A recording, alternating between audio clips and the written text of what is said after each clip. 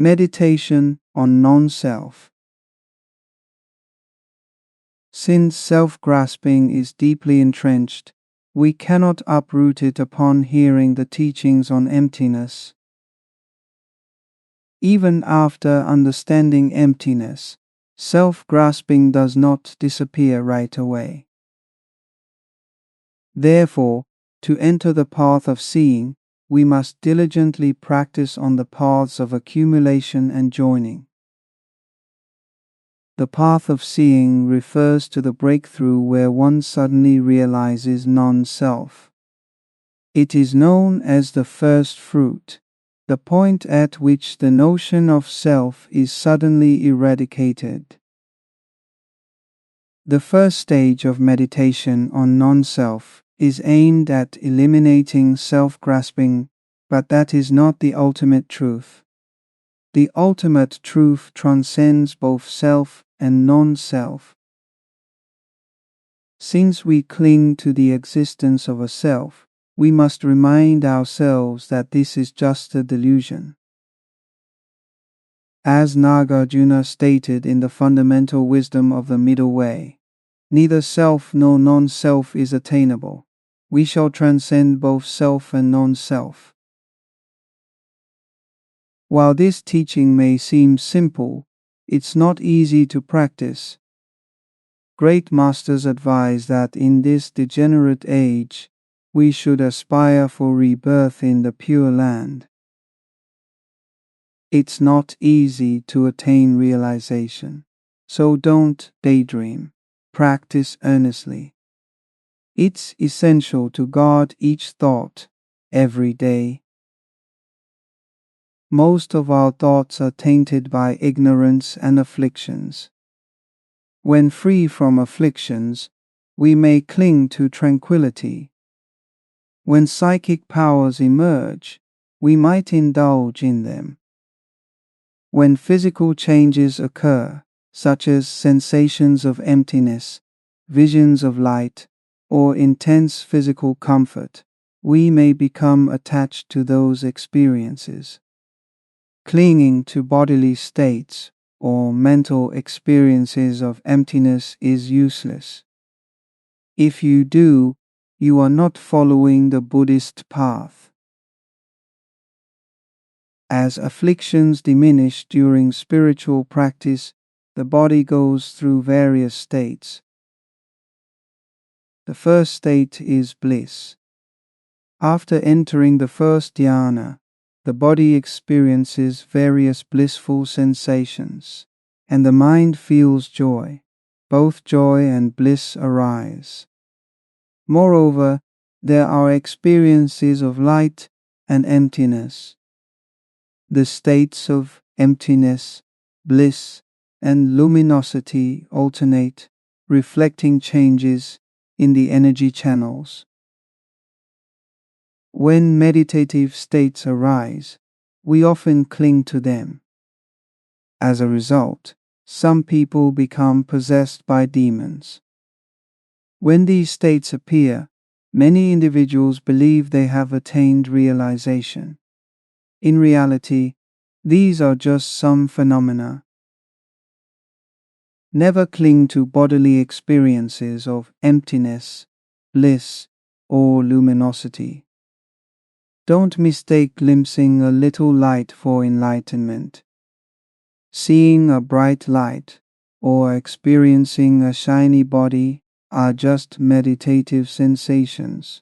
Don't cling to them. When we are not mindful of non-self, self-grasping is present. When we speak or act in daily life, self-grasping constantly controls us. It's always there. To counteract it, we must meditate on non-self. Otherwise, it lasts forever. Merely talking about non-self is useless. You must examine the impermanence of the five aggregates, how they arise and cease moment by moment. When you can't find a self through this meditation, you've glimpsed the selfless state. When you see the 5 aggregates changing every instant, you can't find the self. Only in this way can you experience selflessness. Otherwise, merely knowing the concept of non-self or reminding yourself of it is pointless. Self-grasping remains untouched. Merely reminding yourself of non-self doesn't work. We must use the meditation on multiplicity to examine and analyze the 5 aggregates. Upon discovering that the aggregates are composite, the sense of self disappears. Since the self consists of multiple components, which part is I? Through such analysis, we cannot find a self, thereby counteracting self-grasping. Simply sitting in a daze and murmuring to yourself, "There is no self," without analysis is ineffective. Self-grasping remains untouched. Another antidote is to meditate on the all-pervasive suffering, observing how the 5 aggregates are driven by other factors. The aggregate of feelings operates under the influence of other factors without autonomy. The same applies to the aggregates of perception, mental formations, and consciousness. Our thoughts run wild, and we cannot find an aggregate that functions freely. All 5 aggregates are subject to other forces and cannot control their own destiny. This reveals that there is no self to be found, and that it is not I that controls the 5 aggregates. You cannot find a controller. If such a controller existed, it would be the self. But what seems like a controller is only a deluded thought.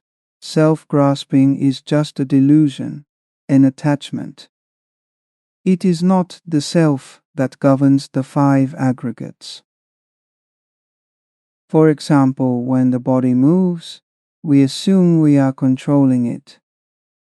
The aggregate of feelings, pleasant or unpleasant, operates under the force of other factors, lacking autonomous control.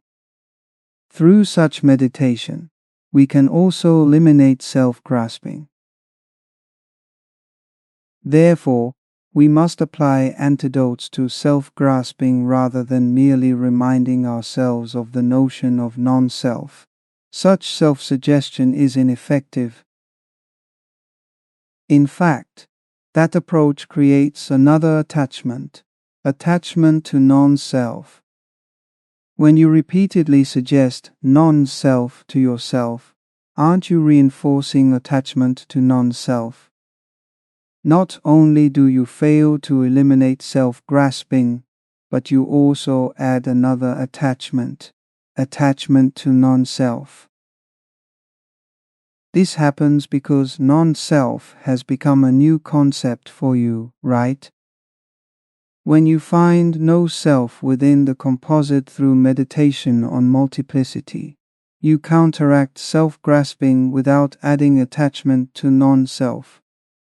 As we've learned, non-self can also become an attachment. If we counteract self-grasping without reinforcing attachment to non-self, we are following the correct path.